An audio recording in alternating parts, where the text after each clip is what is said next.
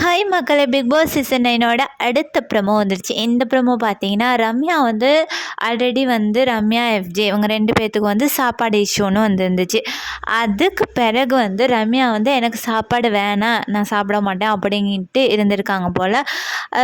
அப்படி இருக்கிற போது விக்ரம் மற்ற ஸ்டூடெண்ட்ஸ் வந்து கேட்குற போது எஃப்ஜே வந்து தேவையில்லாத சில வார்த்தைகளை வந்து விட்டிருக்காரு. அது வந்து ப்ரோமோலையும் காட்டியிருக்காங்க. அதுக்காக விக்ரம், அப்புறம் கம்ருதீன், அரோரா, இன்னும் 2 பேர் யாரோ வினோத்தோ சபரி, இவங்க எல்லாருமே சேர்ந்து டீச்சர்ஸுக்கு எதிராகவும் வார்டனுக்கு எதிராகவும் வந்து போராட்டம் நடத்துகிறாங்க. அதாவது சாப்பாடுக்காக ஒரு போராட்டம். இது ஒரு கண்டென்ட். இது நல்ல க்ரியேட்டிவிட்டியாக இருக்குது, சூப்பராக இருக்குது, பாராட்டலாம். ஓகேவா? ஏன்னா இவ்வளோ நாள் சும்மா இல்லாதது காமெடி பண்ணிக்கிட்டு இருந்ததுக்கு இது பாராட்டுற மாதிரி தான் இருக்குது.